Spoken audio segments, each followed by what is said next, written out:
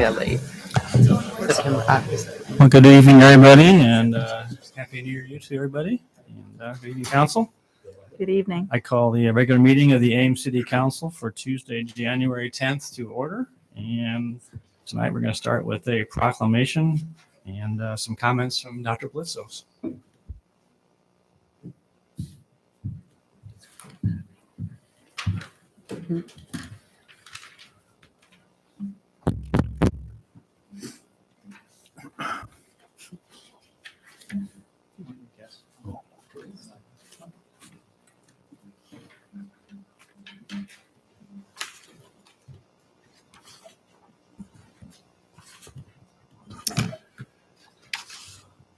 Slavery and Human Trafficking Prevention Month. Whereas the United States was founded upon the principle that all people are created with the inalienable right to freedom, and added the 13th Amendment to the Constitution, making slavery illegal. And whereas every business, community, organization, faith community, family, and individual can make a difference by choosing products that are not made by forced labor, by working to protect our young people from sexual exploitation, by addressing the problem of internet sex trafficking and pornography, and by becoming more aware of the problem and possible solutions. Therefore, I, John A. Hala, Mayor of the City of Ames, Iowa, do hereby proclaim the month of January 2023 as Slavery and Human Trafficking Prevention Month, and encourage all of our citizens to become more informed on this growing problem, to be vigilant and report suspicious activity, and to work towards solutions to end trafficking in all of its forms in our community. If you see someone that does something that does not look right, take action and call the National Human Trafficking Hotline at 888-3737-888. It's my honor to welcome to the podium Dr. Blitzos, who is a tireless advocate for this, and I consider him to be a friend, and I welcome him to share a few statistics and comments before we have a picture. So, Dr. Blitzos. Want to thank the council and our mayor, who is a friend of the fight against human trafficking. He's recognized it for some time, even before he became mayor, and we appreciate your advocacy. I'm joined by some of the true heroes. These are the people who are really fighting human trafficking in our community. And we have, first of all, Sam Fox. Raise your hand, Sam. She is with YSS, and she's in charge of the Transitional Living Program. They have a grant, one of the only grants, well, it is the only grant, federal grant in Iowa that is from the federal government to create 8 beds for up to 2 years of free living for survivors, young survivors of human trafficking. And those beds are full. And next to her, raise your hand, Jessica Hagan. She is on the board that I chair, as well as a YSS employee, and she's in charge of those 8 beds, as well as other transitional living programs that YSS has for survivors of human trafficking. And then we get to Noah. Raise your hand. Noah is the president of ISU student group fighting human trafficking. And next to him is one of the members of the student group ISU Network Against Human Trafficking. She's also Noah's girlfriend. So she got a ride here. Thank you for joining us. I asked the mayor if I could have a few minutes to give you an update on the fight against trafficking, some statistics, some of which we just got today.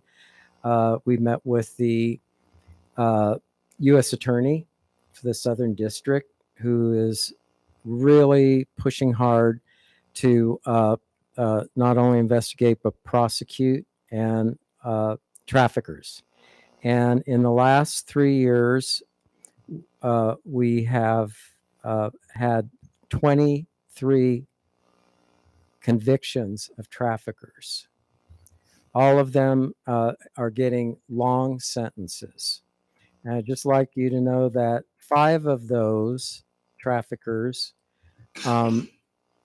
were trafficking mothers in Iowa City area and eastern Iowa.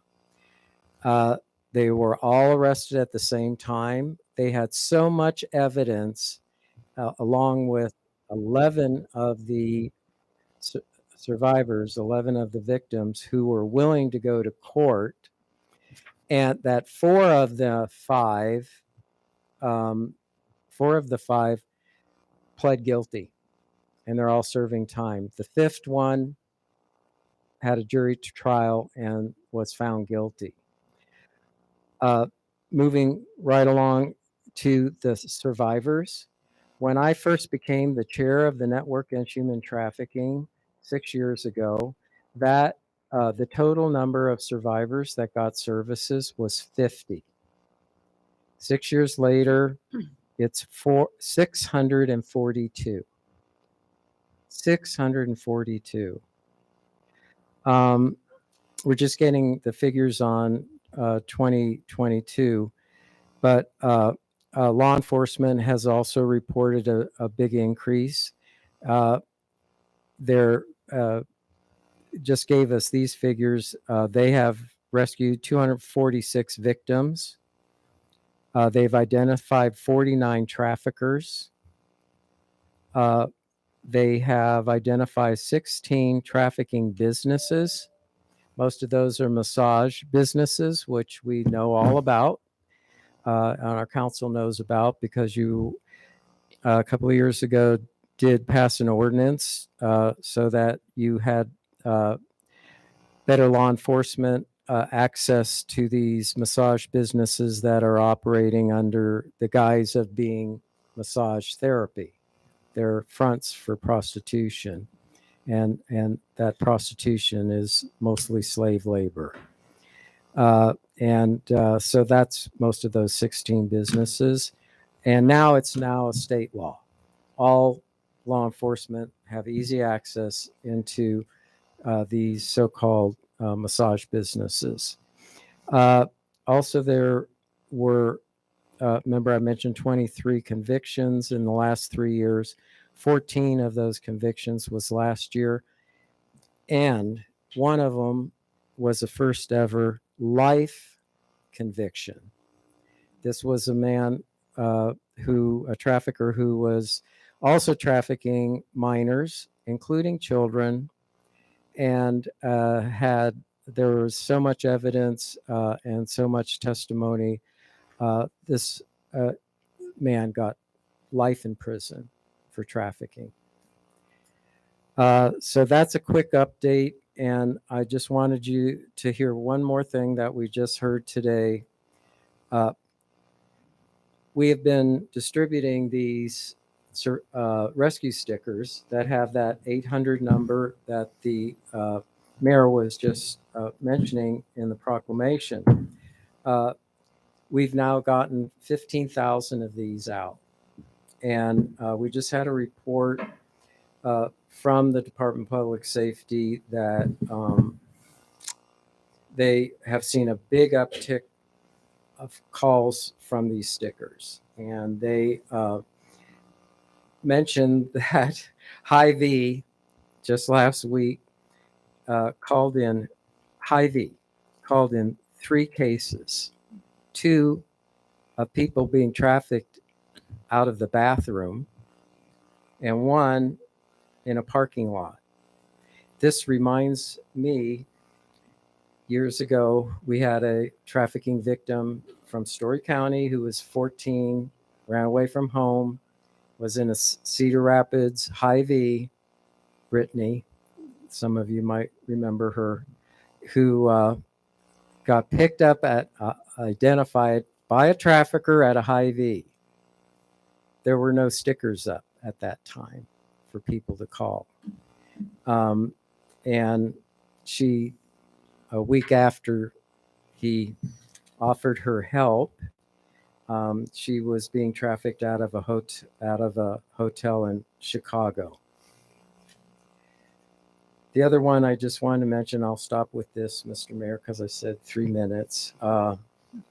And I do want to give the mayor, these are 40 stickers, and we would like to ask you, as we did the Board of Supervisors last week when we went for the proclamation, to get them up in all the bathrooms, in particular in the police department, in particular in the women's side. And we're asking all public buildings to start posting these posters or the stickers. Finally, we've been doing hotel motel training for employees because 70% of the sex trafficking going on is going on in hotels and motels. Then we couldn't get hotels and motels to cooperate, so we went to the legislature. We got the legislature to mandate training. We launched it a year ago tomorrow, and in that time, 21,000 employees of hotels and motels have now been trained. 21,000. Very proud of the progress we're making. Thank you for your support.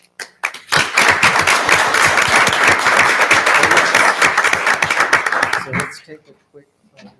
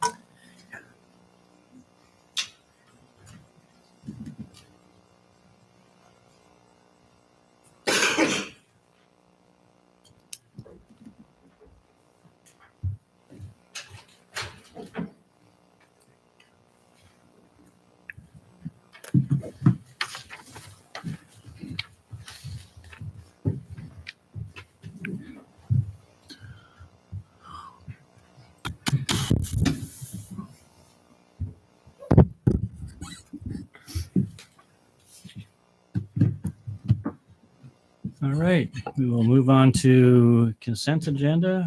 Council, is there anyone who wants to pull any item from consent tonight? Mayor, I'd like to pull item 8. Item 8. And item 10, please. Anything else? Hearing none, I'd entertain a motion to approve consent less item 8 and 10. So moved. Second. Thank you. Roll call. Aye. Aye. Aye. Aye. Aye. Aye. Gloria? I was wondering on item 8 about the blanket temporary obstruction permit because I did not see it actually requested in the accompanying documentation.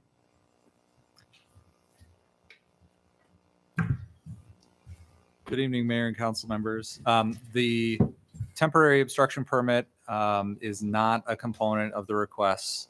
There was an error on staff's part, so you can disregard the temporary obstruction permit component of the motion when you make your approvals tonight. That was my only concern, unless I believe Crystal is here, unless she has something she wants to add about dollar days. Crystal, you want to comment?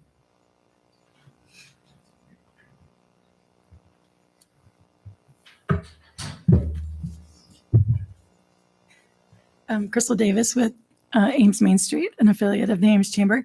I concur with Brian on that, and we're excited to, with your blessing, for the resolution approving the waiver of parking for Saturday, January 28th. We're excited to promote shopping in downtown Ames and bringing visitors to Ames and downtown. So thank you. Right. Crystal, just to be clear, I think maybe this summer when we get to sidewalk sales, we will be Yep. needing an obstruction permit. Correct. We'll put an event application with the extra temporary obstruction permit for the summer sidewalk sales that are in the end of July. Warmer weather is more conducive for having things outside and on the sidewalks. I would move approval. Second. Wait a second. Do we need to change what's on the agenda here as far as what gets approved? I would suggest making a motion that we approve less the request for blanket temporary obstruction permit. So I would move we approve item 8 minus the request for the blanket temporary obstruction permit. Is there a second? Second. Okay. Those in favor of the motion say aye. Aye. Any opposed? Motion carried. Thank you. Tim. Mayor, I've asked our finance director, Corey, to help me out on this one, and this will be very brief, I promise. Corey, could you just give us a quick summary of item number 10? Yeah, absolutely. So item number 10 is a taxable debt to support the collection system improvements for the Public Works Department. In order for the city to issue tax exempt debt like we have in previous issuances, we must comply with certain provisions. And one of those provisions is the city cannot expend funds exceeding $10,000 or $100,000 prior to issuance of the debt. We didn't do that in this issuance. That's why the debt is issued at taxable debt. We've been working internally to identify processes and procedures, administrative things that we can do to prevent that in the future. And certainly we'll be working as a team to make sure that we don't have any additional taxable debt. We're not aware of any further debt that would be issued taxable. So like I mentioned, we're working to make sure that doesn't happen. I don't have any other questions. That was All a right. very good summary and addresses my concern. All right. Thank you. Thanks. I move for approval item 10. Thanks, Second. Corey. John. Is there a second? A second. Okay. Roll call. Aye. Aye. Aye. Aye. Aye. I just noticed here we are, first of the year, and I'm already making mistakes on item number 8. There should have been a roll call versus a voice vote. There was 2 resolutions in there. So, Gloria, would you mind making a motion to reconsider? And we'll go back and do it again. I would move we reconsider item 8. Is there a second? Second. Roll call. Aye. Aye. Aye. Aye. Aye. Aye. All right. And then entertain a motion to, as you had before, and then we'll just go roll call. So I would move item 8 minus the blanket temporary obstruction permit. Second. Thank you. Roll call. Aye. Aye. Aye. Aye. Aye. Aye. All right, I got that on my system. I have my one mistake for the meeting. So, all right, move on to public forum. This is the time we set aside for the public to address City Council on items of city business other than those listed on the agenda, and ask people to limit their comments to 3 minutes or less. Is there anyone who wants to address council under public forum tonight? Seeing none, we'll close public forum and move on to item number 21.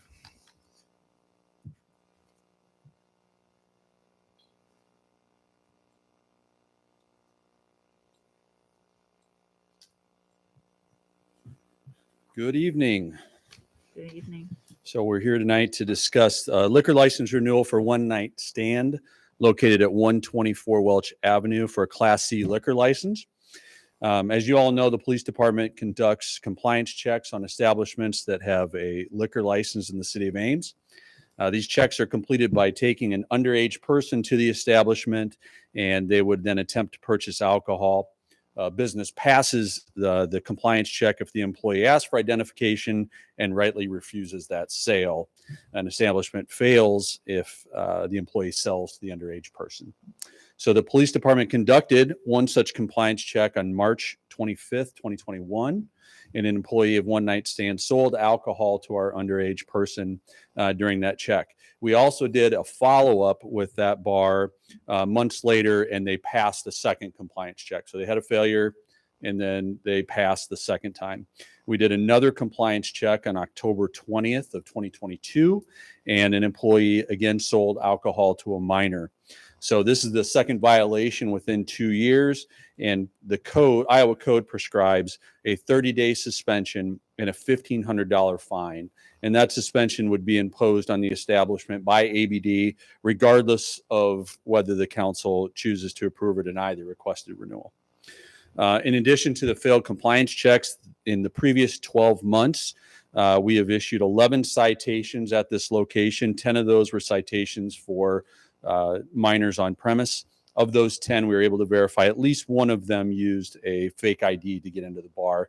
It's worth noting we can't always verify whether somebody used a fake ID or not. We just, in one case, we're sure. We did speak with the owner of One Night Stand, Jared Atkins, hopefully I'm saying his name right, on January 3rd, just to determine what changes they intended to make to improve upon their performance. He indicated that they have a zero tolerance policy regarding minors entering the establishment, and they require all individuals to show ID at the door. The owner also told us that he felt there should be a larger penalty for minors who gain entry using a fake ID. The owner explained the failure on the second compliance check, which would have been the one in October, was due to a door person that left the door for a short period of time to get some ice. And that's when our minor apparently showed up. We also encouraged him to attend the council meeting. So we provided 3 alternatives tonight, and I know there's a little bit of confusion. So I'll say that legal advice has changed over the years about something less than approval. At one point, council was given advice that they could deny a 12-month application, but approve a 6-month if they applied for it. We backed away from that a little bit, giving an alternative where you could entertain the thought of something less than a 12-month license. In this case, there is no 6-month license anymore, so the alternative would only be an 8-month license. So that's why that alternative is in there. So the alternatives are to deny the 12-month renewal, but suggest the applicant submit for something less than that, which in this case is an 8-month.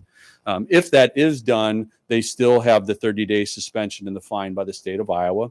You can certainly deny the application altogether, or you could approve the 12 months license renewal. In this case, it was my recommendation to take alternative 1, which was to deny the 12-month, but entertain an 8-month should the applicant submit an application for that. And it's important to note that in any case that you deny an application, they always have the right to apply for either an 8-month, or technically they could apply for a 12-month and come back before you with the same application. That would be kind of silly to do, but that could happen. And I believe the owner is here. So if you have any questions for me, I'm certainly here to answer any questions. Questions for Chief Huff? Can you tell us how this differs from some of the other ones we've seen lately? Yeah, so recently you have seen another application where an establishment had 2 failed compliance checks, and they had some other minor on-premise violations.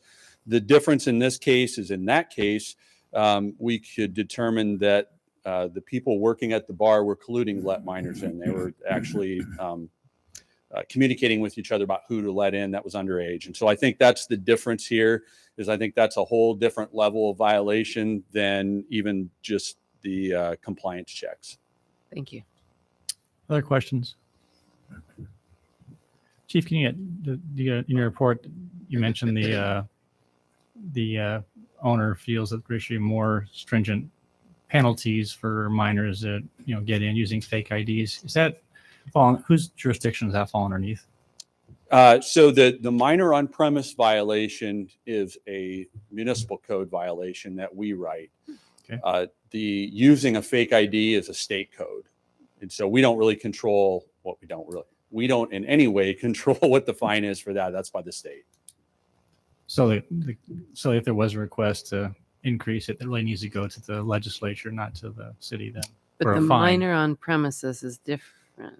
Yeah, that's a municipal code. And so you certainly have the authority to change the fine structure Got it. for the minor on premise, for the using the fake ID. That's what. And normally when we find a minor on premise, that's what we write. We don't usually write both violations, even if we do find a fake ID. So you certainly could write both violations.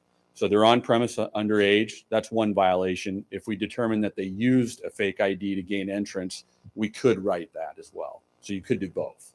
We just normally don't. Is there a reason why? We just don't like to double up on fines. And what is the fine that currently in the ordinance? Do you know? I don't know what the current fine is for using the fake ID. I don't know that one off the top of my head. Sorry. You're good. Thank you. All right. Thank you. Open up public input. And Mr. Atkins, if you'd like to address the council, you're welcome to do so. If you could try and limit your comments to 3 to 5 minutes, I'd appreciate it. And you state your name, and then you may proceed. Hello, I'm Jared Atkin. I'm the owner operator of One Night Stand, a little country bar at 124 Welch Avenue. We've been there for 7 years. I would like to think that we've been pretty successful in our 7 years. We have a lot of alumni that comes back when they're back in town and likes to hang out their old stomping grounds and whatnot. I'm not here to debate the fines or the fees or the penalties which we've received in getting our second violation. I did kind of want to say that in 7 years of business, we have had 2 citations in 7 years. They just happen to be consecutively year back to back. One challenge that we face in being a college bar is we have a lot of turnover in staff because people graduate, they move away, we bring in a whole new crowd. You get a lot of good ones, we get some bad apples. I've been also following the case where he was talking about the collusion. I could only imagine how horrible that would be if you have your employees deliberately trying to collude to let minors in. As the chief said, we have a zero tolerance policy. All of our staff takes the ABD online, basically their safe serve type of a course. And we have, like I said, zero tolerance policy. One of, I guess, if you want to kind of put it in like a different context, is being a small business owner. You know, people are like, oh, you own your own business, you make a lot of money. It's not like that, and especially in Ames, you have basically 4 months of the year where everybody's gone. So you're struggling through those months. So in the case where, like the chief said, you know, the girls behind the bar were busy. They asked the door guy for ice. He left his station, went and got him ice. That's when, you know, things happen. I understand that. So the girl calls me crying. She's like, I got to pay $800. I was like, look, we got it. You know, I don't expect you to pay the $800. And then we get a $1,500 fine on that, on top of that. And we have to be closed for 30 days of business. Now because I'd like to be thought as like, you know, we contribute to our community, you know, we pay a lot of taxes, everything else. And I accept the fines that are imposed on us for that. But you look at how many thousands, hundreds and thousand people that go through the door on a weekly basis through our business. And I think, you know, 2 violations in 2 years isn't, if you're doing the math, isn't a crazy statistic. I understand that there was other ones, and I've seen it myself where the police have come in, ID'd something, they're like, we don't have it. And I've ID'd it myself, and the girl will stick it down her shirt real quick because she doesn't want to lose her fake, you know? And you can get these fakes online that look just like your ID. It's incredible. So our door guys have to be up to par on trying to spot the fake ones. We ask for, you know, your Facebook or a debit card is usually, if there's questionable, that way, because people always have a debit card. So there's a second form. But what I guess where this is all going on my point is that we don't know what the fine is, but if you have 30,000 kids and half of them are not 21, then there's no disincentive to not try to sneak into a bar night after night after night after night, because either they get a slap on the wrist or whatever. Now, say you got 100 hours of community service. You'd think twice about trying to go to the bar if you got caught. Or say that you're violating the code of conduct from the school. I don't know who makes the policy. Maybe it's something that you could reach out to the university, because we all want the same thing. I don't want minors in my bar. This university doesn't want minors in the bar, and nobody does, you know? But if there's nothing stopping them from, there's no big deterrent, no huge $500 fine. I paid $2,300 on my end of it. There's nobody with a $2,300 fine on their end of it, you know? And I guarantee you, if they knew that they were going to get a $2,300 fine, they'd stop trying to do it, you know? So I don't know. Like I said, I accept our consequences. We've been here for 7 years. I'd like to get a 1-year license, you know, ideally. But I think that if we're trying to fight the same problem, and that is keeping minors from getting into the bars, that there should be way stricter penalties if they get caught. Because if they get caught and they got to pay $2,000, I guarantee they got to call mom and dad and say, hey, I got 100 hours of community service and a $2,000 fine. Those numbers I guarantee will go down. Well, I can't guarantee it, but it would be my assumption that it would go down. Thank you all very much for your time. Thank you, Jared. Anybody else wish to address council on this topic tonight? Seeing none, we'll close public input. Council, any further discussion or questions?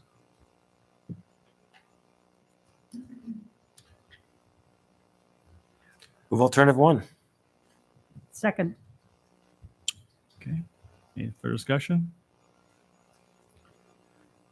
Those in favor of the motion say aye. Aye. Any opposed or abstaining? Motion carried. All right, we'll move on to item number 20. About the question about the minor on premises, Mhm. is that something you would prefer us wait till dispositions to ask for maybe a staff memo on where we're You know, I at? just wrote that down too. I think it or warrants. could we do it now? Let's it's germane now. Let's go ahead. Is that Oh, I would just ask for a memo on the current status of our minor on premise municipal violation. When you say current status, what kind of data are you looking for? Well, I guess just what it is, and if maybe also if staff have any recommendation related to it. fine structure, whatever? Yeah. Okay. Is there a second Second. discussion? I think I would add to maybe for the information requested. I was just looking through chapter 17 of the code to look at the current penalties, but I feel like I remember at one time we were only allowed by state law to increase the penalties so much for municipal infractions. Oh, sure. Mark? And so maybe like include what the limits are on how much we're Yeah. allowed to Perfect. even do that. Part of the memo. Yeah. Okay. So friendly amendment to the motion? Yes. Exactly. Got that, Jeremy? Makes sense? All right. You're okay with them? Who made the second? Anita. You're right. Okay. All right. Any further discussion? Those in favor of the motion as amended, say aye. Aye. Any opposed? Motion carried. All right. Very good. Move on to item number 22. Probably should have mentioned the first time, when we do take a fake ID from someone, we do seize them when we find them. We also send those into the state of Iowa, and usually that person would then get a 30-day suspension from driving. Mm. And it varies a little bit from state to state, you know, from out of state. But certainly if you use a fake Iowa DL and we turn it into Iowa DOT, you're going to get your license suspended for that short period of time for doing that, even if we don't write a ticket. So expanding on our theme of staff mistakes tonight, I made a mistake on your council action form for item 22. On the second page, it lists a date of March 25th, 2022. That should have been 2021. So that was my mistake. So item 22 is liquor license renewal for Mickey's Irish Pub at 109 Welch Avenue. Again, looking for renewal of its Class C liquor license with outdoor service privilege. As you know, we talked about compliance checks. We do those. Mickey's Irish Pub passed the compliance check conducted by the police department on March 25th, 2021. However, in the previous 12 months, Ames officers have cited 24 individuals for being on premise underage. Of those 24, officers were able to verify at least 15 used a fake ID to gain entrance into the bar. So that's a pretty high percentage of the total. While 24 of the citations in 1 year is a higher number than we would like to see, the fact that fake ID was used in a lot of those is kind of a mitigating factor. And also the fact that they did pass the compliance check, I think helps. So an establishment must use due diligence to make sure that they're in compliance with the duties of maintaining a liquor license, which means checking ID and making sure people have ID and they're over the age of 21 before they go in. Our staff did speak with the owner of Mickey's Irish Pub, Ravinder Singh, he goes by Ben, about the violations and what steps could be taken to improve on their performance in identifying fake IDs especially. And he said that they were going to purchase the ID scanners to assist with that. And I think that would help. Make sure that they had someone at the door at all times to verify each ID. He also said that his staff does attend regular ID training offered by the police department and by Iowa Program for Alcohol Compliance Training, or IPACT. You may have seen that before through the Alcoholic Beverages Division. The owner also reported he terminated 2 employees that he thought were not doing an adequate job of checking IDs at the door. So the alternatives provided for this one were obviously approve a 12-month liquor license renewal or deny a 12-month liquor license renewal. And it would be my recommendation that you approve the 12-month liquor license. I would think there's a little bit of a hierarchy in violations for any bar. At the top and the worst is where you collude to let minors in, where your employees are in on it. And right below that is probably compliance check failures. It's a pretty low bar to just make sure you're checking an ID, and that's pretty bad. And I think then under that is when you have patrons using a fake ID to get into a bar. I think that's kind of a hierarchy. In this case, they passed the compliance check. We don't have any evidence that the employees were a part of necessarily the problem, other than not catching maybe enough fake IDs. And so that's why I would recommend approving a 12-month license. Questions? Just out of curiosity, the handheld scanners and other things are implementing, the fake IDs also fool the scanners? I can't speak to all of them. They'll definitely catch some of the issues. Fake IDs have come a long way. In the past, you would generally try and find somebody that looked like you and use their ID, or you would cut and paste things on the ID, all kinds of things. Now they order them online, and you can pick any state you want. You send them a picture, they send you back an ID that looks pretty close. There's still some things that you can do. Part of what I think you need to keep in mind is, because we have Iowa State University, we have students from all over the United States and the world. It's a little bit harder to track IDs from 50 different states as opposed to predominantly just from Iowa. And I think that contributes to the problem with fake IDs. Is the students also know, if I'm going to purchase a fake ID online, I'm probably going to purchase one that comes from a different state. So it's a little bit harder to figure out. But it is definitely a problem. And part of that solution is going to training so that you can help to identify some of the fake IDs. And then I think the scanners is this thing that you can do that will help. It's not going to catch everything, but it should help a little bit. You know, when you go to Hy-Vee, they scan them there. Okay. All right, open up public input. Anyone want to address council on this topic? And council, I will direct your attention that the owner of the Mickey's Irish Pub communicated with staff that he was not able to attend. So there's a letter addressed to council that he asked you can take into consideration. We can make this available to the public as part of the public record too. All right, we'll close public input. Discussion?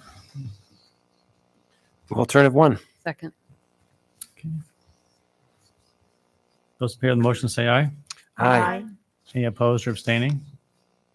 Motion carried. All right. Move on to item number 23, fringe plan update, urban reserve areas.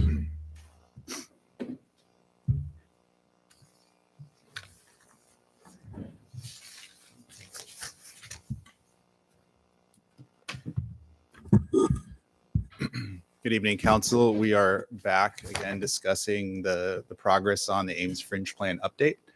Back in December, in response to City Council's request from November, you received correspondence from both Gilbert and the Board of Supervisors requesting some additional modifications in response to our November changes. So in November, we had a long list of issues. This time, we're really focused on essentially the mapping of urban reserve overlay in various areas, primarily to the north and to the southwest. You'll remember back in November, one of the key issues that the urban reserve overlay does two things. One, which the county has now agreed to with the modifications from November, is to set up a process that limits conditional uses. Secondly, it allows for potential annexation of properties. So the blue areas on this map are growth areas. Those are areas that are intended for near-term annexations. Those are allowed to be annexed as necessary. They also have conditional use permit protections within them. The urban reserve is a second tier of growth opportunities for the long term, really preserving many options and flexibility for the city as we grow. So with the correspondence from Gilbert and Story County, the key issue that they both in different ways kind of focused on was between 190th, and I'll go to more detailed maps here in a second, but in both of those letters, let's see here, they focused on this north of 190th Street and 180th Street area. And for a couple of different reasons, they asked that it just be shown as Ag and Farm Service. Ag and Farm Service doesn't show up in this map very well. It's a very pale green. Ag and Farm Services doesn't allow for division of property. It doesn't allow for annexation. It's meant to be status quo as Ag and Farm Service lands. And then the Board of Supervisors also asked for two other things. They asked that in the southwest, so go down here, that in addition to the red areas that the city had said they'd be willing to remove, they really asked for all growth area and urban reserve to be removed from the southwest, essentially west of Cedar Lane. And then the third issue that the Board of Supervisors again brought up was, would we consider removing other urban reserve, just that the footprint of urban reserve seemed to be a lot of territory in their eyes in regards to the planning in this plan. So what we brought forward to you in the staff report was really, we need direction on whether to continue with the update process. And we laid out three options geographically, and I'm going to go to the geography here, but for each area, we're saying, do you want to accept the county and or the Gilbert proposals? Do you want to stick with the November decision, or do you feel there might be some additional option, which we called option 3, that might be worth exploring as an in-between option between November and December? And again, I find significant progress since November in terms of looking at city interests with the conditional use permits and some of the other changes that were made. But we do have to, again, consider Ames Plan 2040 as our guiding policy right now. So staff is continuing to follow that. This plan is for a 10-year time frame. Plan 2040 is for 20 plus.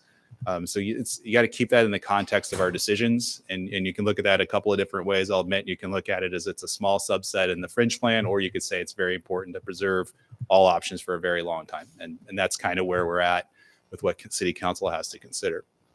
So if I go to the southwest first, this is from the Board of Supervisors letter. So they're showing you no urban reserve being mapped, and they're showing you no urban growth area being mapped in the southwest. So what you see is all Ag and Farm Service. This is an attachment to their letter. To help explain how our staff report is written and kind of how all of this comes together, if you look at it as a progression from November, the red outlined area here, this is the area. It wasn't shown this way, but it was a more squiggly line in November. That was the area effectively south of Whirly Creek that the city said, fine, we'll remove that from the equation. What the county is now asking is to remove this green urban reserve area as well as this blue growth area that we originally had in the draft. So in option 3 of the staff report, staff is saying, even if you consent to removing all the urban reserve overlay, this was really labeled as growth area. It wasn't urban reserve. It seems like that would be appropriate to look at as keeping in regardless of your urban reserve considerations. And staff's primary reason for that is when you go into, and I have a blow up of this area. So when you get into this area, The blue is underneath the natural area, so don't just think it's chopped up into little pieces here. It's this whole area with the natural area overlay on top of it. But why we have it as blue in the first place is a sanitary sewer connection is stubbed to right here, if you can see where my cursor is. And there's a water main that's stubbed to roughly here.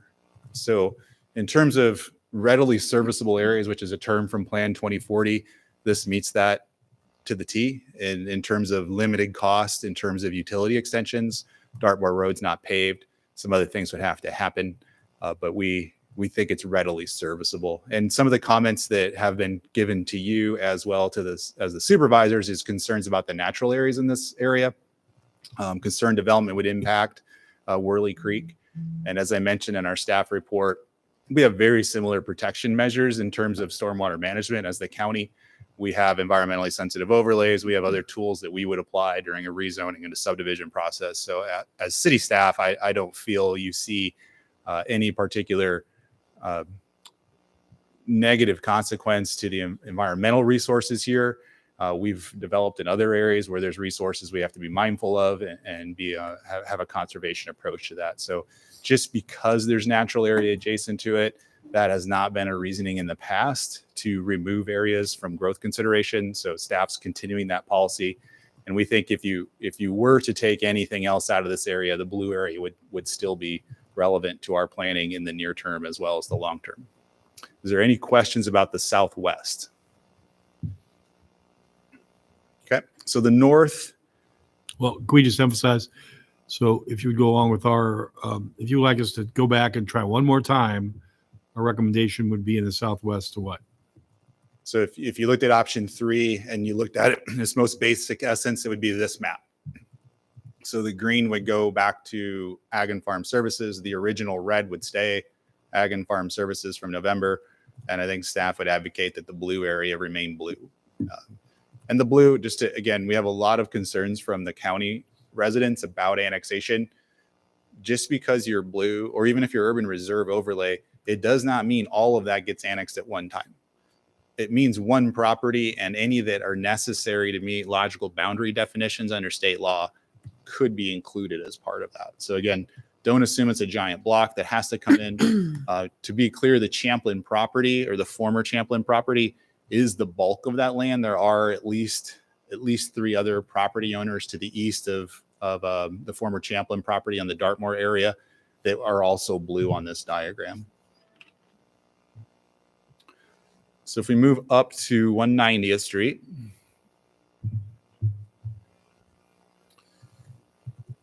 I'll start with this. This is again the attachment that came with the Board of Supervisors letter. This depicts what the Board of Supervisors is proposing. And when I show you the next map, you'll see the difference. But again, you see no urban reserve overlay on this map. All you see is blue, which is growth area for Gilbert. And then blue on the very bottom of this map is growth area for Ames. Can you show the roads so everybody knows? I will on the next map. Okay. So in this area, all you see is the Ag and Farm Service in the middle. No ability to annex between Gilbert or Ames by either party.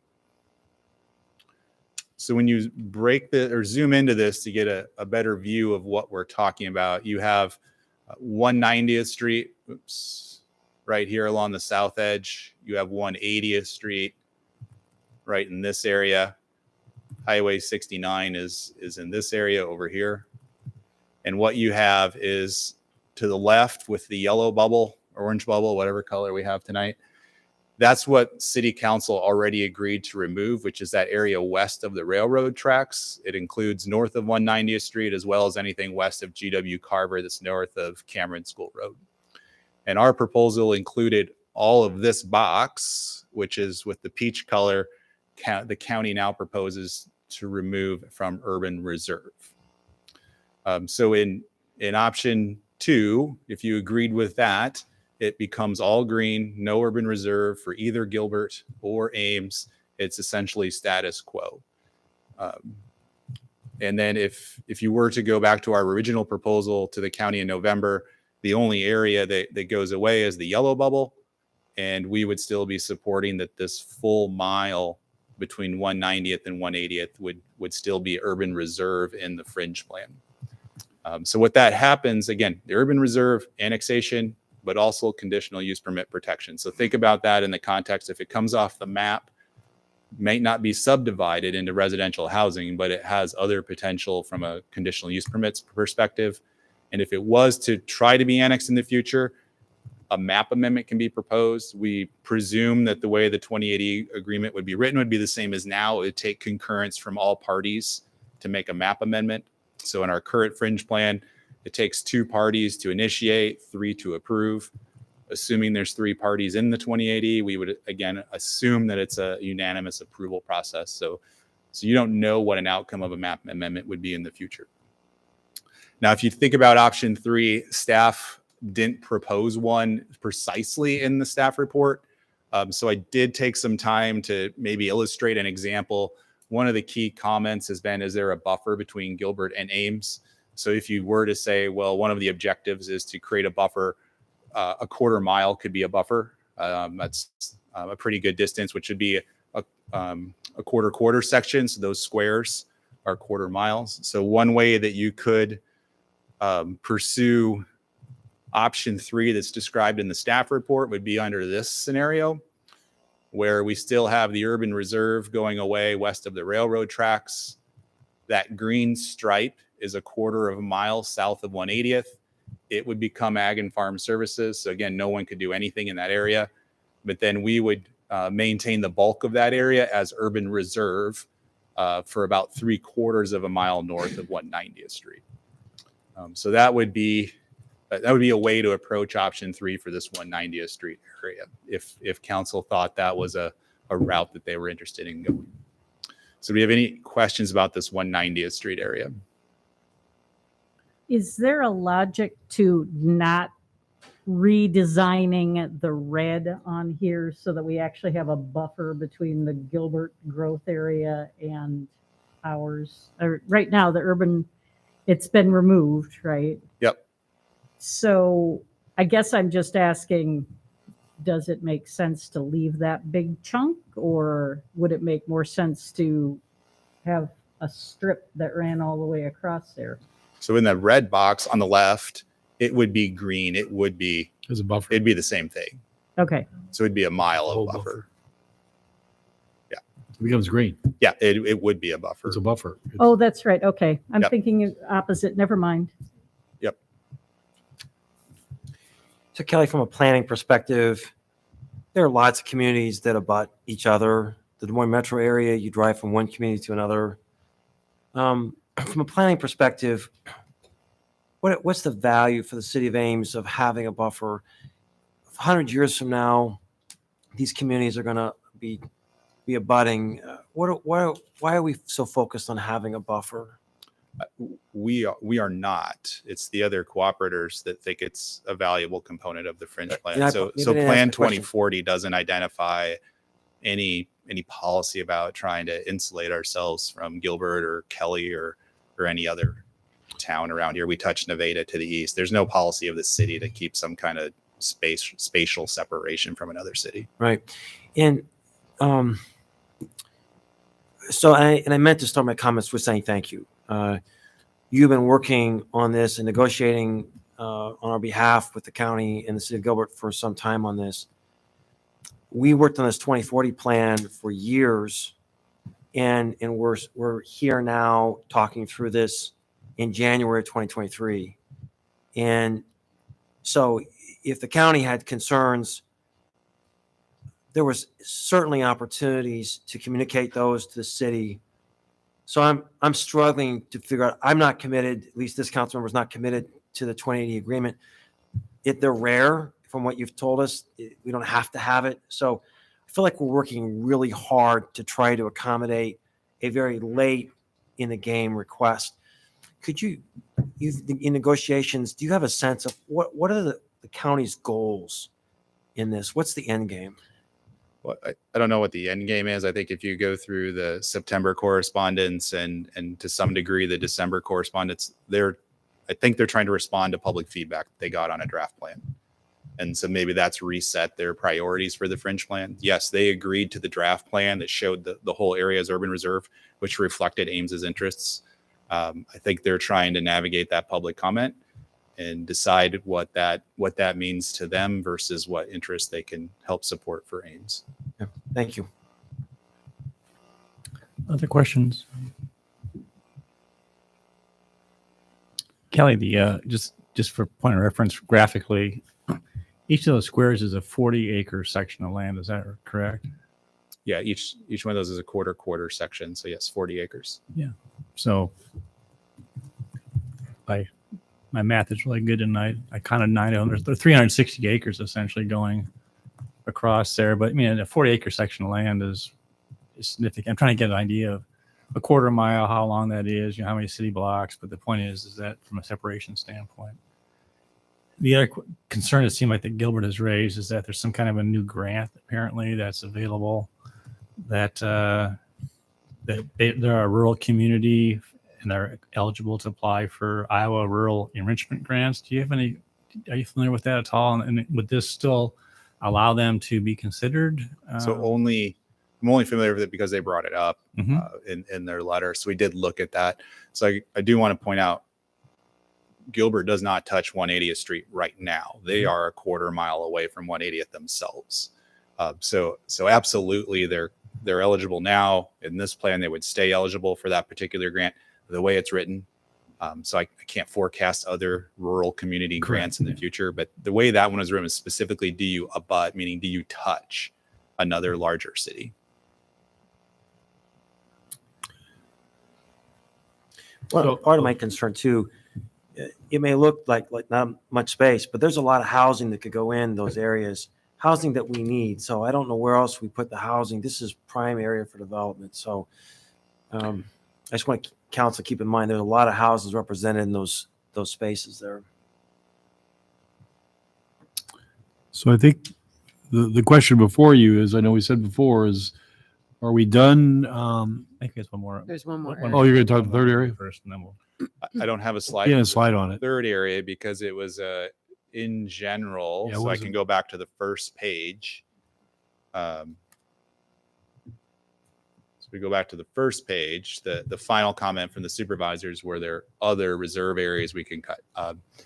Absent any particular direction from council, I had nothing else to offer. I brought the 3 red ones the first time. Under what other criteria would I start to look at what to cut? I don't know right now, absent council's direction. At this point, we wouldn't suggest we cut anymore. I'm sorry? Anything else you want to share? Nope, that's all I have, and just questions. Okay. All right. Did you have Kelly, do you know what the total reduction would be under the 3. various options that we've got? I did not calculate any of the acreages in relation to anything I drew.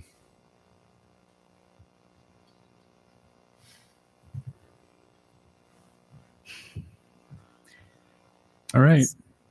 Any other questions? I would say, I mean, I understand Tim's point and concerns, but I get the impression from staff that the conditional use it's still worth Some benefits. continuing some negotiations, and so I think, yeah, I mean, I get what you're saying, Tim, but I think that staff are still indicating that there's some value in pursuing an agreement if we can, and not giving up maybe everything, but some compromises. So. I hope if we go, and we're recommending we go back and try it again, but we hope we don't keep going back and forth and back and forth. We're trying to listen and we're kind of negotiating. We're already going back and I know, forth, we're back kind and of- forth. We are kind of negotiating against ourselves. Yeah. We said this is the end and then we came back again, but I'm hopeful that this shows some reasonableness on our part that we made the extra effort to get this done. I think there are benefits to have a partnership, and we'll have to see who's in or not. If it could be 1 or 2 of the remaining partners or none of them. I mean, are we voting on these options? Yeah, what we're going or to do are is we're going to Direction. want to do the 3 different areas, the 190th, then the southwest, and then other urban reserve overlay. Can you just walk through, either Kelly or you, Steve, could walk through? Option 3, the one we're recommending? No, just the process that's going to go on. So let's just say that everyone, let's say Gilbert and the county agree to a final, our suggestions. What'll happen then? What happens next? And if they don't, or if one disagrees or both disagrees, can you kind of walk us through, counsel through those different options? So the first one is if they agree and accept, then it comes back. We're not going to have public input tonight. We have had emails, but there's going to be an opportunity if this goes through, or if it's accepted by Gilbert and by the county, there'll still be public input solicited at that time before we agreed. Is that correct? I mean, in terms of it's not just if you decide. I guess it depends on exactly what you do with option 3. So I gave you 2 visual representations of option 3 tonight. If you were to say that was a motion for staff to go that route, then it's pretty precise what we're doing. Right. If you just said vaguely, I want option 3 for staff to make a proposal back and forth, then we would come back and give you direction. But if you think what I showed you tonight is viable as option 3, then we would convey that to the parties. And if they accept, it would have been like before, staff would then begin to work on finalizing a document to start the public hearing process. And the public hearing process is where public comment would come back into the picture. Thank you. Because right now, I still feel like you're responding to the public comment from the draft Correct. as you're working to a final plan. Good point. So the point is there's going to be a public hearing. If both parties would agree. If any other, we've been very clear. We will enter into a 2080 with one or both parties. We are not saying it's a 3-party agreement unless all 3 parties want to be in the agreement. And then what happens if both parties disagree? I would say we're done. I don't know what else there is to discuss at this time. We've extended the. So the 2080 was extended back in December till April 30th. So So it's probably not worth initiating the cancellation process to end it a little bit quicker than April. So we would all have to live with the current fringe plan until the end of it'll April. dissolve in April. Yeah. Okay. All right. So let's take an area at a time. Kelly showed, let's go with the, in order, he showed the southwest area. I would move that we pursue option 3 in the southwest area. Okay, so you want to read that just so those in the audience would, or watching would know what it is? Yeah, hang on. Option 3 is to maintain the former Champlin property as a growth area, but agree with the county's other requested changes. So if I could comment there, Yeah. I know there's some people that are very detail oriented about all of this. Right. Champlin property was generically referring to all the blue area that is there. And as I said in my staff presentation, there's probably at least 3 other Okay, property sorry. owners. Can you there. point this The out? growth area. Point this So out just- maintain the growth The area. growth area as originally depicted, Okay, which so is what this maintain- shows here. Sure. This is an unaltered growth area. So let's So we would maintain the growth areas. let's start over for the motion for Jeremy then. Yeah, thanks. I would move option 3. We maintain the designated growth areas as originally depicted, but Right. pursue the county's other requested changes regarding urban reserve. Is there a second Second. discussion? Those in favor of the motion say aye. Aye. Any opposed? Nay. Nay. All right, I'll verify that was you were I'm a nay. you were an aye, and you were Aye. an aye. Motion carried 4-2. All right, let's move on to the 190th. So staff's option 3 is to investigate an option to partially map the area north of 190th, and then Kelly was talking about we could give more specific direction as well too. Yeah, so it's really 3/4. Is that the way to describe? You want to describe? Yes, 3/4. The way this is drawn is 3/4 of a mile north of 190th Street, And west of the railroad track, is what you're saying. and the west would stay out. I mean, east of the railroad track. East of the railroad track, north of 190th, 3/4 of a mile. This is the I would one that move we pursue that. Is that It's specific enough? option 3 that you just said. I'd second that. Let's If it's specific yes, enough for Jeremy. yeah, let's get it. So would you at the expense, or at the risk of you doing the motion, would you just describe what you specifically? I think Ron, what you want to do is follow this map. Is that correct? Yes. Yeah, and so this map depicts an area east of the railroad tracks that extends 3/4 of a mile north of 190th Street, Yes. as well to the eastern edge, 3/4 of a mile east of Highway 69. Okay. That's what's shown. Exactly. Okay, and Gloria, Exactly. second to that. Discussion. Same. This is the harder one for me, and I feel like this is a step backwards in the work that we've done. And what I respectfully ask the county to remember is that Ames is 2/3 of Story County, and so this is not an us versus them.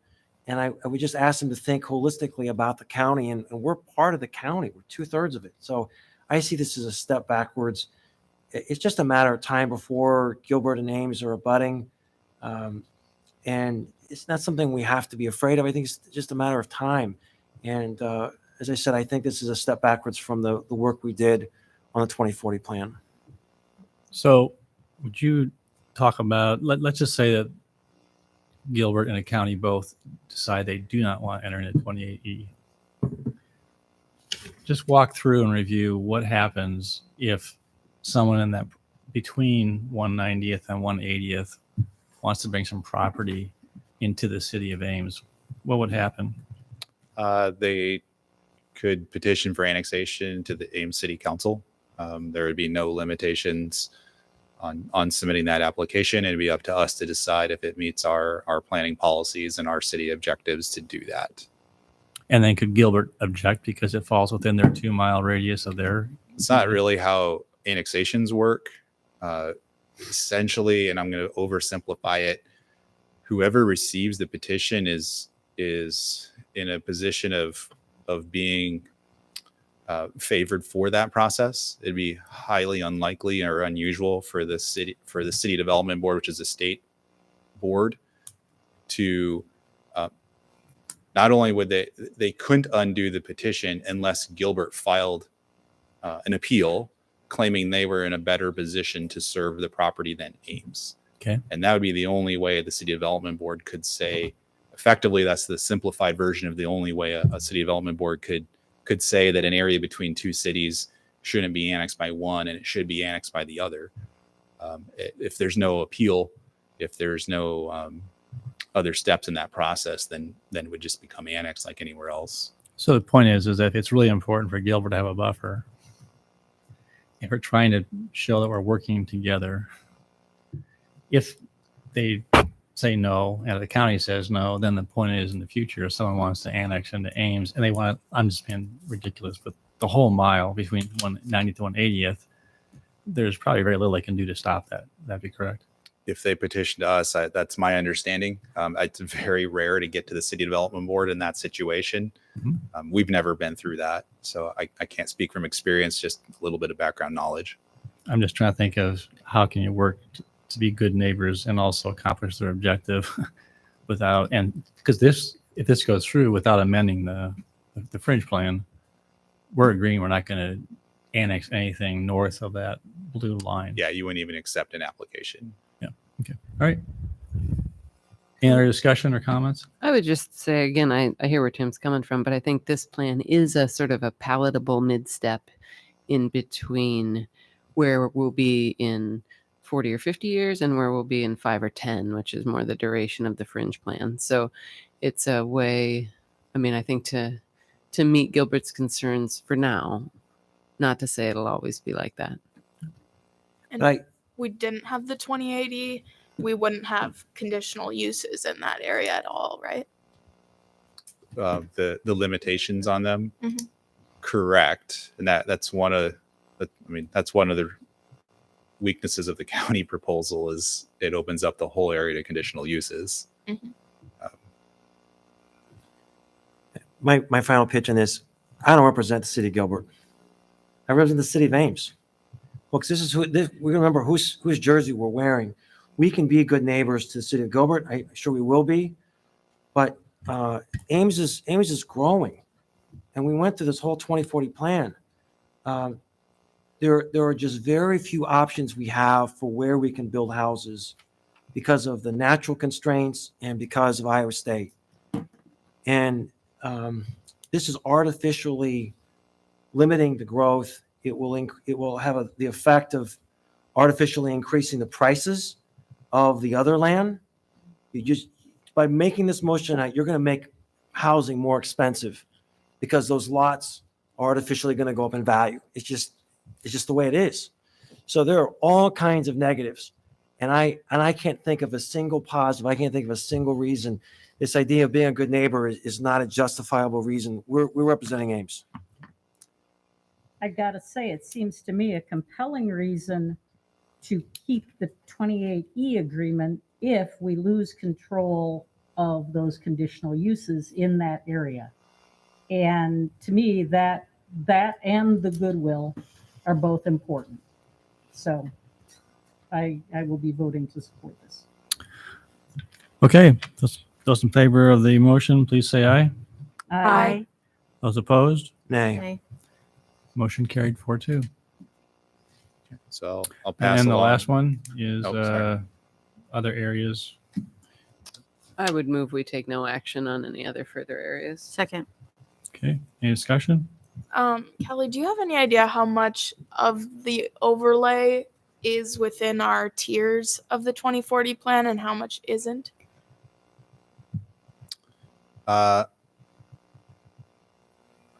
I don't know the percentage, but I can describe pretty well where they are.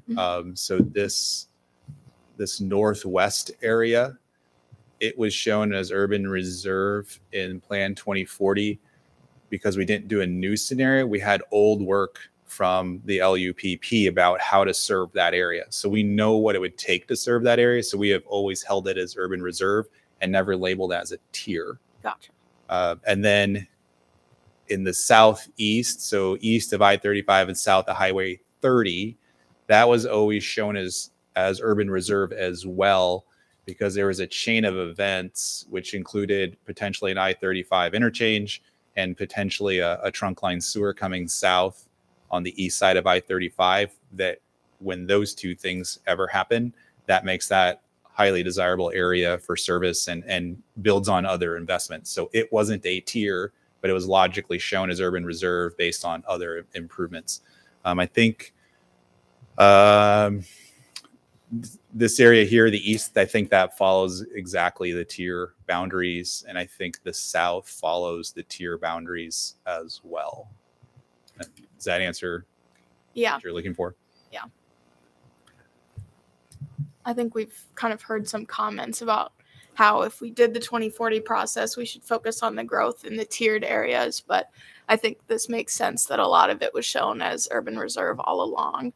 And even if we're focusing on the growth in those areas, we still need to maintain urban reserve kind of around the whole city. So the next step is we'll contact both We entities. we got a motion on the Oh, floor. sorry. Those in favor of the motion, say aye. Aye. Any opposed? Motion carried. Okay, Steve. I was going to tell you, our next step, we'll inform them of your decision, and the final offer will be laid before them, and we'll see what the response is. Yep. So I don't anticipate him being back. That'll be up to the council. I'm not going to have an agenda item just to report out. We'll let you know what we hear from the two governments, and then if they say to go forward, staff will just begin working towards that application process. Our understanding is you're voting to do that by telling us to proceed. Yep. Yep. Okay. Thanks, Kelly. All right. Thank you. We'll move on to item number 24, the Bluffs at Dankbar Farms First Division. So you have two. So tonight you have a unique minor subdivision that I don't think we've done since I've been here. So you have a minor subdivision plat for a very large amount of land because the property owner is trying to divide it into two outlots for future development. Because they are not intending to build anything on either lot, and neither lot may have a building permit issued on them. They're asking to have all public improvement requirements waived, which means it would be deferred until those lots are replatted. So by agreeing to waive all of the public improvement requirements, which would be roads, water, sewer, then it can be a final plat to create these two lots. So we are recommending approval. It is unique. We haven't done this before, to create two large outlots. You'll notice that there is an item on the agenda under ordinances for third reading of a rezoning with a master plan. I did want to let you know we did receive that zoning agreement, which is listed under that agenda item. And that really makes this all kind of work, because then from a zoning perspective, all of the obligations and planning is set with that zoning agreement. These two lots will have to be replatted in the future, which then lets you look at all the infrastructure requirements. So in combination, it can work. It is a highly unusual proposal. We haven't really done this before.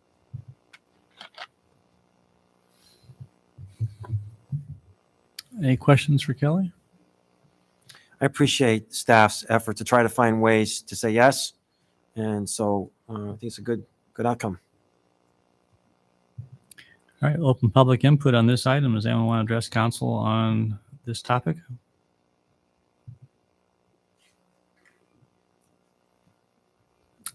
Seeing none, we'll close public input. Any further discussion? Otherwise, entertain a motion on resolution to waive improvement requirements. Move alternative 1. Second. Thank you. Hearing no discussion. Roll call, please. Aye. Aye. Aye. Aye. Aye.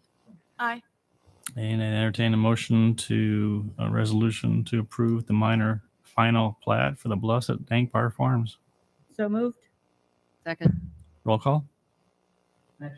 Aye. Aye. Aye. Aye. Aye. Thank you. We'll move on. At number 25, hearing a proposed zoning text amendment to amend the home occupation regulations, which is continued from December 13th.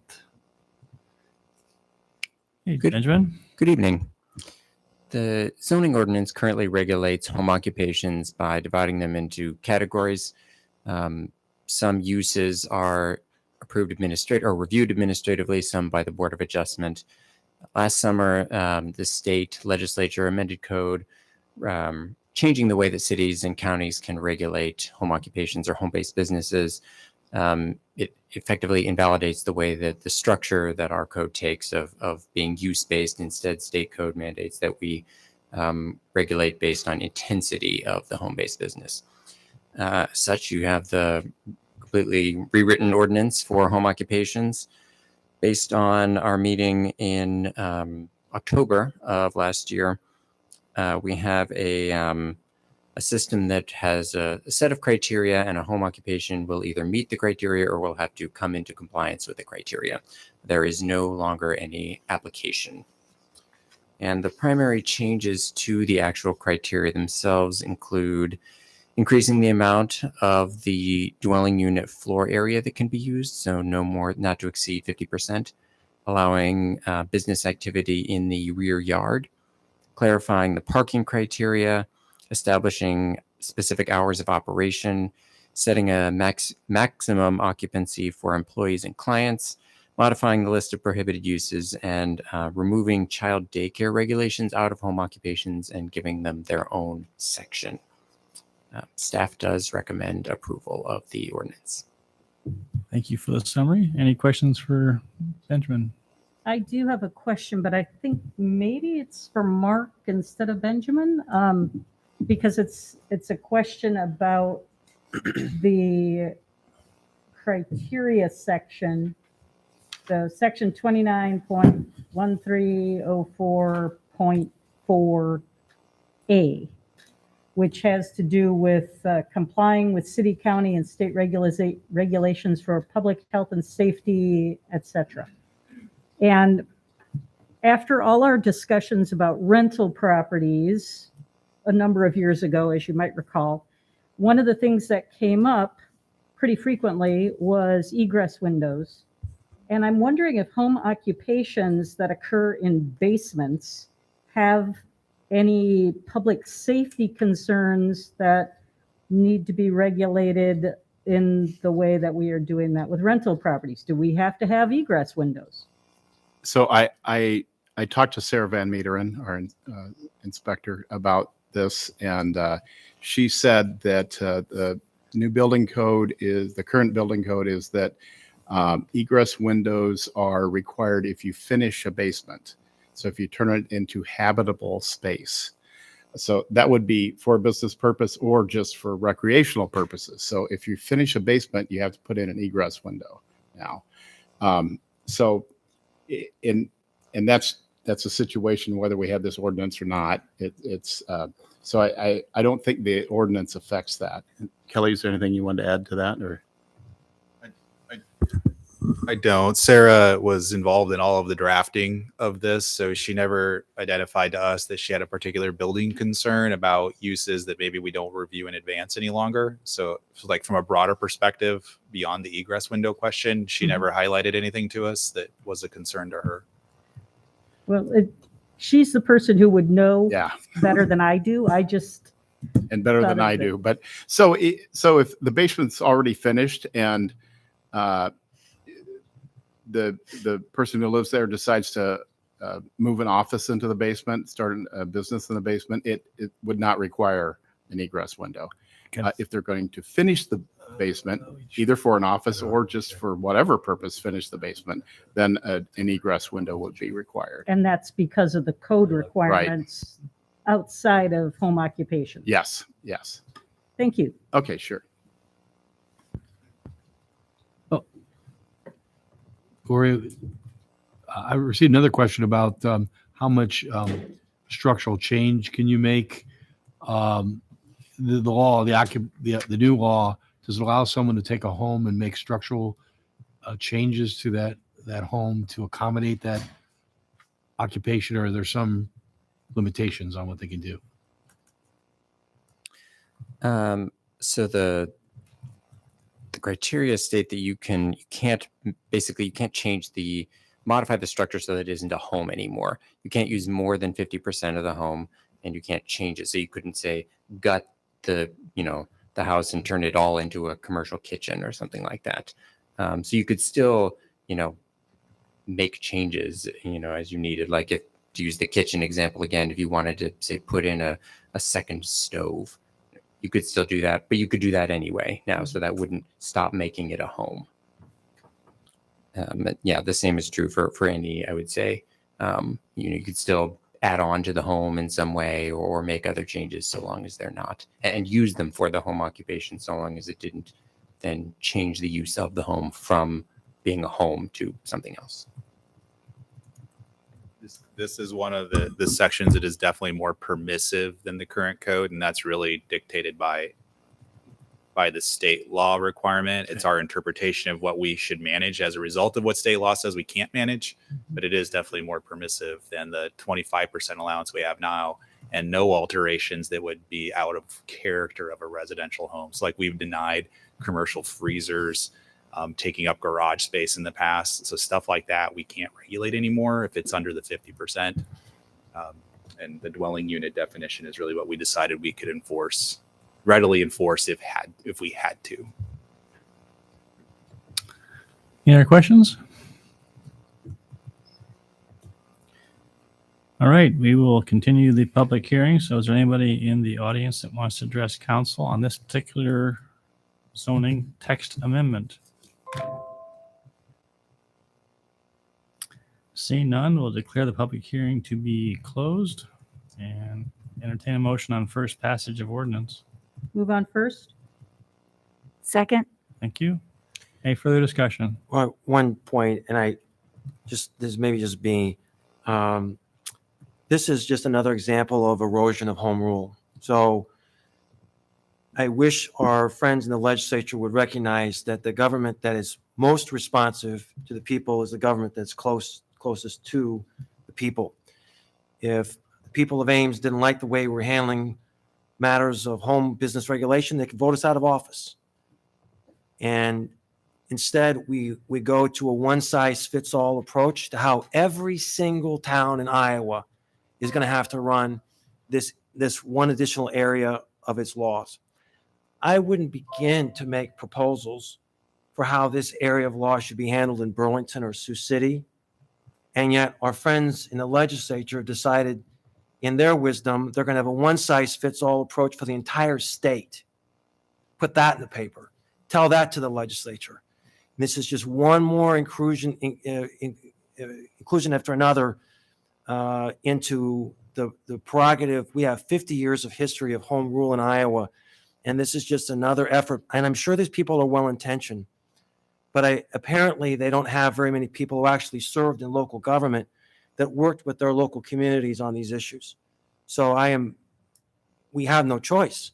It's the way this system works. We have to go along with it, but it doesn't go lightly and doesn't go without response. Thanks. Thank you. Roll call, please. Aye. Aye. Aye. Aye. Aye. Aye. All right, we'll move on to item number 26, hearing on North Sunset Ridge sanitary sewer.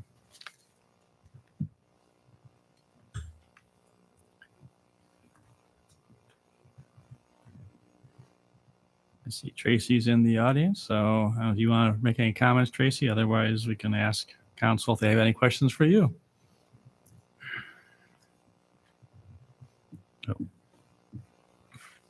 Good evening. We were very fortunate to get good bids on this project. So between that and the agreement that we have with Hunziker for the development of this land, then we can shift some of the ARPA money to some of the other projects that are coming in a bit higher. Rognus has worked in Ames in the past. They haven't been here for a few years, but they have done work for us in the past. Any questions? All right, I declare the public hearing on the North Sunset Ridge sanitary sewer project to be open. Is there anyone that wants to address council on this topic this evening?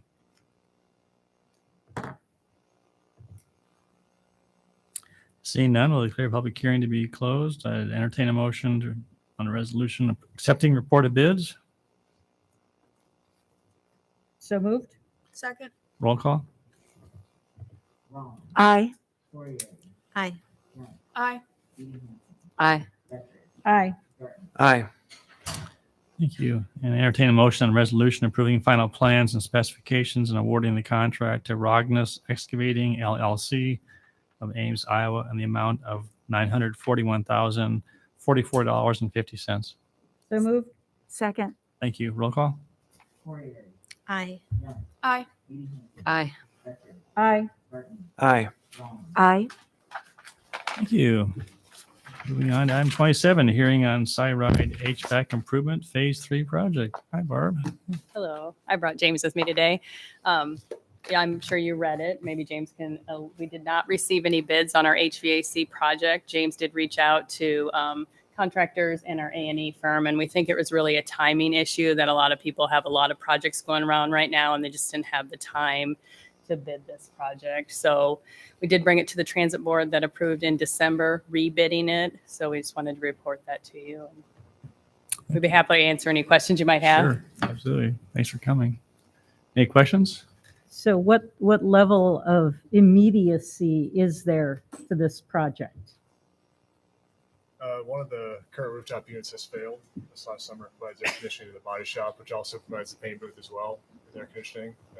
So it's important to get back out there, I believe, this time. Plus, just with unknown costs and inflation going on, the longer we wait, I don't think it's going to help. We also have a state grant tied to this project as well. So obviously it's to our advantage to get it bid and to get the project fixed. We need to buy you some fans. Yeah. We have some. I'll take more. All right, I declare a public hearing on the Cyride HVAC Improvements Phase 3 project to be open. Is there anyone that wants to address council on this project? Seeing and hearing none, declare the public hearing to be closed. Entertain a motion accepting the reported no bids and directing staff to prepare to rebid the project. So moved. Second. Thank you. Those in favor of the motion say aye. Aye. Any opposed or abstaining? Motion carried. Thank you. Thank you for coming. Moving on to item 28, hearing on Permanent Aquatic Center Pool Basin Repainting Project. See Keith back there in the audience. And is there any questions that you have for Mr. Abram on this one? Good news. Good bids? Good bids. Any update, Keith, at all? Or just gonna, I mean, the motion's gonna just not award yet. Is that still the case?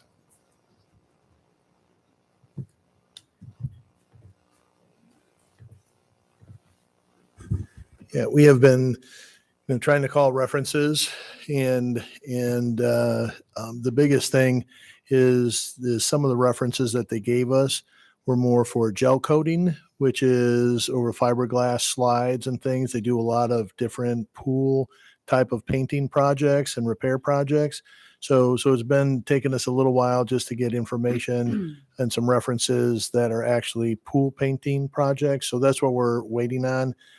We did get somebody today, but we hadn't had a chance to call them. So at this point, we still would report bids, and we'll bring it back on the 24th. Has Water's Edge had any experience with this company at all? I don't know the answer to that question. All right. I declare a public hearing on the Permanent Aquatic Center pool basin repainting project to be open. Is there anyone that wants to address council on this item? Seeing none, I declare the public hearing to be closed. Entertain a motion accepting the reported bids and directing staff not to award the contract at this time. So moved. Second. Thank you. Those in favor of the motion say aye. Aye. Any opposed? Motion carried. Thanks. Thank you.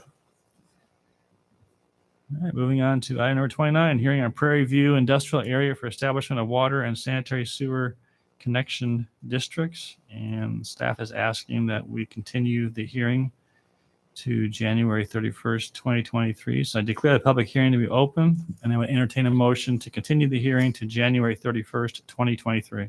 So moved. Second. Those in favor of the motion say aye. Aye. Any opposed? Motion carried. All right, moving on to item number 30, second passage of ordinance to amend municipal code of the city of Ames, Iowa by amending chapter 28, division 1 for the purpose of establishing a commercial electric vehicle charging rate and updates to industrial time of use rate. Entertain a motion on second passage of ordinance. Move on second. Second. Roll call, please. Aye. Aye. Aye. Aye. Aye. Aye. Thank you. And staff is asking council for consideration to hold the third hearing and adopt ordinance number 4483 this evening. Is there a motion to suspend the rules on this? Move we suspend the rules? Second. Those in favor of the motion say aye. Aye. Any opposed? Motion carried. Entertain a motion on third passage and adoption of ordinance number 4483. Move on third. Second. Thank you. Roll call. Aye. Aye. Aye. Aye. Aye. Aye. Thank you. Next is item 31, rezoning of the bluffs at Dank Bar. Let's see. Kelly, is there anything that you want to bring to attention on the master plan zoning agreement at all this evening on the bluffs at Dank Bar? Is all that in order? That's in, We got the signed agreement this afternoon, so I don't have anything else to Okay. Any ready to go questions- then? any questions for Kelly on this one? All right, entertain a motion on approving resolution of master plan zoning agreement. So moved. Second. Thank you. Roll call. Aye. Aye. Aye. Aye. Aye. Aye. And entertain motion on third passage and adoption of ordinance number 4486, rezoning with a master plan, the property on the southwest corner of Cameron School Road and George Washington Carver Avenue from A, agricultural to FSRL, suburban residential low density, and FSRM, suburban residential medium density. Move on third. Second. Thank you. Roll call. Aye. Aye. Aye. Aye. Aye. Aye. Thank you. Entertain a motion on third passage and adoption of ordinance number 4484 to amend municipal code of the city of Ames, Iowa by amending chapter 12, section 12.2 and 12.3, the purpose of establishing election of hospital trustees, term of office, and qualifications. Move on third. Second. Thank you. Roll call. Aye. Aye. Aye. Aye. Aye. Aye. Thank you. Item 33, entertain a motion on third passage and adoption of ordinance number 4485, creating a tax increments financing district urban renewal area plan for 2105 and 2421 North Dayton Avenue, small lot industrial subdivision. Move on third. Second. Thank you. Roll call. Aye. Aye. Aye. Aye. Aye. Aye. And item 34, entertain a motion on third passage and adoption of ordinance number 4487, zoning text amendment to allow a 20% reduction of required parking for certain commercial and industrial uses on sites with more than 100 parking stalls. Move on third. Second. Thank you. Roll call. Aye. Aye. Aye. Aye. Aye. Aye. Thank you. All right, moving on to disposition and communications of council. This may be longer than the meeting itself. Yeah, right. Well, I asked Renee to city clerk to just put these all together because I don't know if in the last 3 weeks if anyone has responded to these items. If they are, in terms of we have quite a few, we'll just note those duly, and otherwise we can take care of getting some of these responded to. So, item 1, letter from Andrew Collings, Story County Housing Trust staff member, December 13th, 2022. In discussing this with staff, it would be a suggestion to go ahead. I think this is something that's going to be a budget request. We've heard the budget, but we'll have to have a staff memo to see, to give you some background on how we would possibly finance it. So I don't think it's going to be on a separate agenda item. I think it'll be dealt with at the budget time. And we'll provide a memo And with our just thoughts. And just by note, this came in December 13th. You know, the council set a deadline of December 31st, so it did come in before the council deadline for request for Do you want funding. a motion for a memo to be presented at Sure. budget time? Yeah, Yeah. ahead I of the would move. head of the budget. I'd move that we ask for a memo from staff to be wrapped into the budget discussion. Second. Okay, those in favor of the motion say aye. Aye. Aye. Any opposed? Abstain. And who abstained? Get you to it. Abstentions? Amber did. Okay. Second is that letter from Dick Wilson, volunteer at the Ames Animal Shelter, regarding some of the concerns. And recommend that this gets referred to staff. Is that right? Yeah, I think we're aware of the concerns. It's something we'll have to prioritize in the future of our capital improvements. I think you'll see in my CIP message, it's in the next year or so, we're going to have to start thinking about 5 or 6 projects and how you want to prioritize those. This would be one of them. I did have one question on this. So I agree with you. There's a category of concerns here that are more CIP oriented. Are there any aspects of the letter, though, that pertain to current policy that should be addressed? Are you referring to some specific request? I mean, there's a number of these that aren't necessarily tied to a new building. So, and we could go through these, cage size for dogs. I have no idea what the appropriate cage size is for a dog, but that's not pertaining to the building, it's pertaining to the cage size. So, I mean, I guess I would, You can refer to us, we could respond to the ones. that's just to sort of sort out which Sure. of these are policy. Gotcha. Yep. So I move that we refer the letter to staff for Issue by issue. a Response. memo. You want a memo, Yeah, or you memo. want, or have them respond back to the writer or not? Uh, Do you want to see? How about a memo? Okay. To Is there a council. second? Yeah, memo to council. Is there a second? A second. Those in favor of the motion say aye. Aye. Any opposed? Motion carried. All right, we have a number of emails from Ames High School students. Greatly appreciate that. My question is, has anyone responded to the email from Ada Perry, Ames High School student, regarding accident and safety procedures on Summit Avenue? I've responded to all of them. You have? I've responded to some of them. All right. That's it. I've seen you. How do we I know thought- which ones went thought to maybe they- everybody and which ones just came to us individually? That is one of the challenges. I think we want to talk about that at goal setting sessions. How are we going to go ahead and track this and know? Because I want to make sure that someone is at least, if one or two have responded, then the point is I think it's been adequately taken care of versus having 7 responses essentially. All right, so taken care of.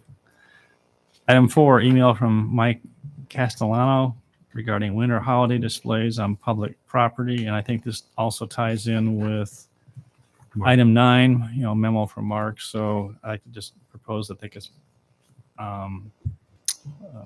lumped together. Memo from Chief Huff on the snowmobiles. Tim, this initially came to you, right? This It did. email. I guess my question is council supportive of Tim just forwarding this on to the memo onto his constituent, and unless you have any objection to that, Tim. I mean, so Chief Huff is taking a thorough look at this. We have their recommendation. I don't feel a huge burden to change the score for this request. It was really more of an accommodation to help this person get his snowmobile a little closer to where he wanted to snowmobile. It's hard to develop policies in a coherent manner like this. I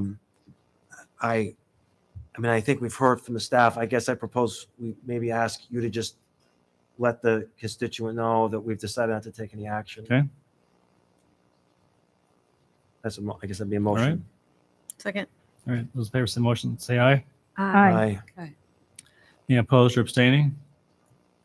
So I will send a response to him. I mean, just as on behalf of. I'd be happy to do that. I just want to make sure I understand. All right. Email from Lucas Luth was responded to. Is that correct? I have responded to him. It's a good letter. Yep.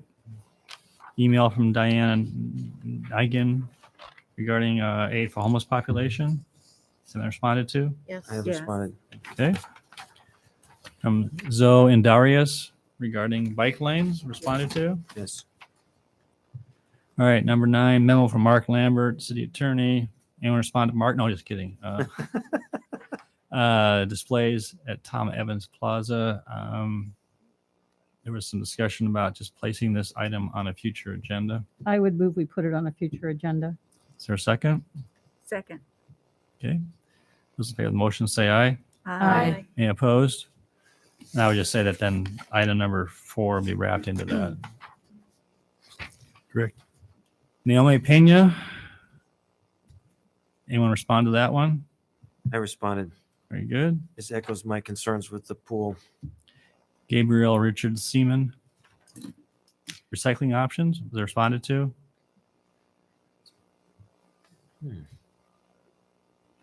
January 5th. To be honest, Mayor, I don't remember which of these I have responded to. Okay. We got so many of them, so. All right, I'll just circle that one. If council, if you just look and see if anyone responded, let me know. If no one's responded, I can respond to them then. I just need to know. Email from Sutton Battles regarding limited use of stop signs in North Ames residential area. I think I responded to this one. Okay. Dallas Sauser, Ames Community Center facility concerns. I responded to this one. You did. I did. Okay. Email from Braden Bielner. Safety consideration, Murray Drive and Roosevelt Avenue. I responded to this. Okay. Then we have 2 memos from Kelly. One is zoning text amendment relating to non-conforming structures in the downtown area. I would move that we put this on a future agenda. Second. Okay. Those in favor of the motion say aye. Aye. Any opposed? Motion carried. And then last one is memo from Kelly on front yard fencing regulations. I would move we put this on a future agenda. Is there a second? So, just to clarify, is staff recommending that we put this on a future agenda? No. No, we respond to a letter that was sent to you, which referred to us to clarify the issue. And then you decide whether you think it's What worthy if of. we don't? do we leave things in a quandary? I'm not super excited about this, but if you want to talk about this, Well, I think there are even some opportunities to clarify issues. And so at least it would be an opportunity for us to look closely at those policies and see if there are opportunities for clarification. okay. I could. You asked if there was a quandary. The one thing that staff is concerned about is that definition of landscape accent that the ZBA had to deal with. I don't know that we need to change all of our fence code, but that one thing, it would benefit to add clarity to that one issue at least. And if Can't we there's other just things limit the agenda item to that? to just that consideration of garden act of those exceptions, the landscape accents? If Yeah, that's what you so want, we that's fine. don't just discuss the entire fencing code. That's fine too. Seems more productive. Do you accept a friendly amendment? Or, I mean, it's up to you. It's your motion. I would like to have a more detailed discussion. That's my motion. Okay. Yeah, but I understand if it's not. All right. Is there a second to that motion? Motion died for lack of a second. I would move that we put on a future agenda the clarification of section 29.4022. That's precise. That's what you're highlighting, isn't it? That's the exceptions for projecting in a setback. It's, yes. Yeah. Second. I moved and seconded. Those in favor of the motion say aye. Aye. Any opposed? Nay. Okay, motion carried. All right. Move on to council comments. Bryce, welcome back. And I feel like it's been a long time. It has been a long time. Good to see you. I don't got much.